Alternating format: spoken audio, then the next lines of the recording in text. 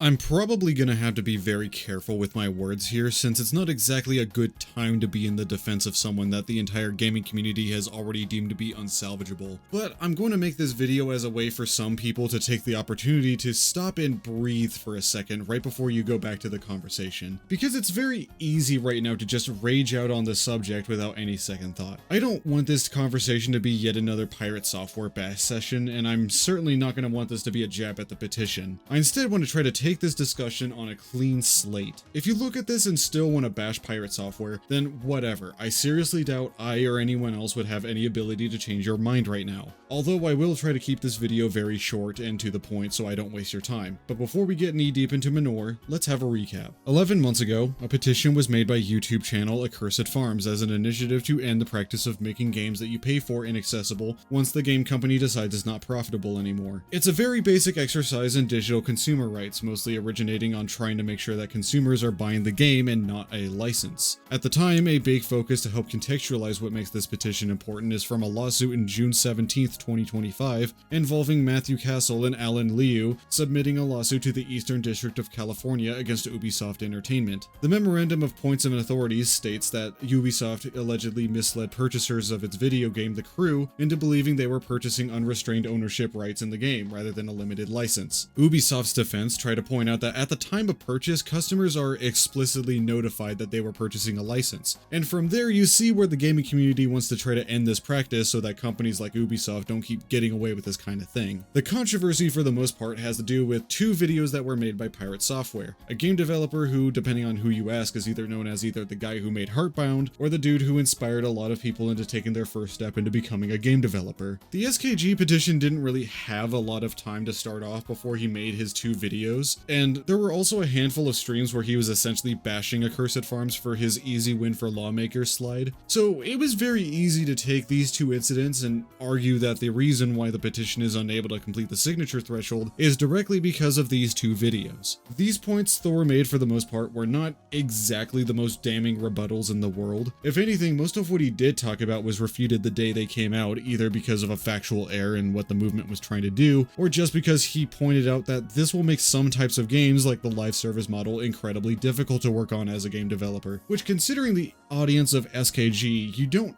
have to imagine how people reacted when he said that. However, this video did bring up some ugly truths that the movement just seemed to have a lot of trouble vaulting over. The really big one was regarding how that when asked what an ideal client-server model is supposed to look like that complies with the SKG standard, there's not really an answer for that, and that's kind of concerning if this is going to disrupt the current model with no proper alternative. It makes it feel like a lot of thought was put into how this affects a consumer, but not really how it affects the people who have to make the stuff. Another gray area was whether or not a server host should be able to make money off of their servers, and if not, how is that going to get regulated? And again, there's almost no discussion about this kind of stuff for nearly 11 months. I don't blame people for not refuting these two big points, because most of the people who had to encounter it are not game developers, and obviously don't have the means to answer that. But that doesn't automatically mean that it's just good to dismiss just because you don't personally know the answer, because it still plagues the entire topic simply because it went unanswered all this time. If you go to the 39-minute mark of the Rasa's video, there's a part where he shows off his diagram of the ideal client-server model, which was by his own admission a rough sketch rather than an actual solution. And a lot of people called it out, which Ross also admits was a major sore point of this discussion. But it's very revealing that when he did bring this up, he specifically chose to say that people got triggered by his proposal rather than something like expressed concern or heavily criticized, because it makes it seem like this is an unfounded and unreasonable thing to be upset over rather than a genuine frustration that a very basic question that is vital to understanding your proposal can't be answered and nobody's really willing to bother to give it any thought. When you treat the conversation this way, it can be perceived in a way that makes you look like you don't care how this will affect game developers. Regarding whether or not Pirate Software was actually responsible for killing the momentum of the movement, most people kind of already answered that, but I have to disagree because SKG already still had an incredibly massive turnout. So I don't particularly consider this petition and its objective to make digital consumer rights and mainstream conversation a failure. It's just that it did well in all the wrong places. In the hour-long video that came out addressing the tail end of the petition, there was a collage of streamers and people that Rasa interviewed, and you can kind of immediately identify the problem by the fact that a lot of these people are popular and incredibly influential, but they primarily have an American-oriented audience or closely share their viewership. For example, if I start a movement that gets endorsed by both Moist Critical and Ludwig, for example, that doesn't immediately double my group's numbers because it's very likely that if you watch Moist Critical, you also watch Ludwig and vice versa. It's gonna get a lot of eyes on the subject still, but there's a clear point of diminishing return when you make the entire focus about trying to get big name YouTubers on your side. There also is a particular group I really didn't see in this conversation, which were the developers that were going to be the most influenced by this kind of future legislation. As someone who might potentially be on the rocks about how they feel about the movement, having a couple developers speak up and talk about your petition would have done so much more to influence the petition than just getting Moist Critical to talk in monotone about how great your movement is. This would also have allowed that one bad critique to be overshadowed by dozens of more glowing reviews from people that are also in the field. I don't know exactly why this wasn't done, but I imagine that it's already not exactly an easy task to find people that are willing to speak up. When you're dealing with what is essentially subject matter experts, especially regarding a problem that will directly affect them, it is almost a given that there are going to immediately be questions that the developer wants to ask. And they are not going to be very easy questions. Maybe they might even be perceived as critical when all they were doing was just rightfully expressing concern. And in the current atmosphere of the discussion being very aggressive and short-fused, along with the fact that you're being recorded and anything that can be perceived as hostile will be used as a weapon for the rest of your goddamn life, it can be a literal hazard for these developers to talk honestly about your petition.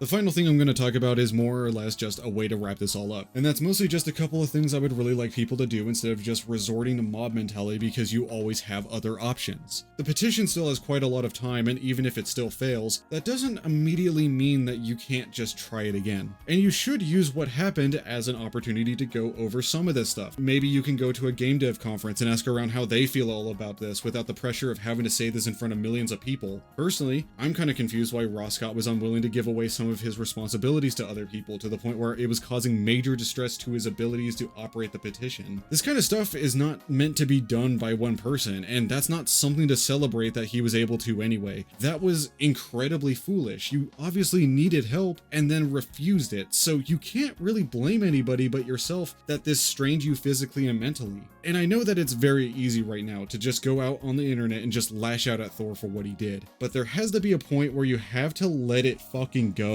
Half the problem was that people just couldn't do that and wanted more than anything else to put the motherfucker in his place. But when you do that, you're going to be spending a lot more time trying to do that instead of actually putting time trying to get people to sign your petition. I don't know, and I really don't have any ability to prove whether or not Thor was genuinely honest about his feelings for the petition, but I know firsthand that you can say some really dumb shit when you get passionately defensive with the thing you enjoy. And I don't expect you to consider that a reasonable behavior, because it is irrational, but it's human. And it's not like the gaming community is magically immune to this kind of behavior either, considering how nasty the conversation of hobby tourism gets, or when someone asks for an easy mode in Dark Souls. So don't go around acting like you don't do the same shit. I don't really have anything else to say, but I do hope that it gave some new perspective if you needed it. I'm not really going to do a follow-up for this, mostly because I do not really like these kinds of videos as much as I thought I did back then. Regardless, I think it does need to be something that has to be said because none of this is accountability. It's a blatant and pointless witch hunt. I can't imagine how dragging Thor back into the conversation is going to change anything, because like nothing he's going to say or do is going to make anyone that much happier, nor is it any benefit for the movement for you to get a response from him. If he apologizes, people will just not accept it or argue that he's only doing it because he was forced to. If he tries to defend himself, people will say he's doubling down, and if he just grits his teeth and just takes the shit without talking back, people are still gonna stalk his Discord servers, Twitch streams, and Twitter posts and constantly push at his buttons so they can get any fucking reason to start this all over again the second he pushes back. It's cruelty, and it's by no means an equivalent punishment to the actions done here. This is the type of shit you'd expect to happen to people that actually committed a heinous crime, and I've never expected this kind of amount of cruelty over a person that had a bad opinion about video games on the internet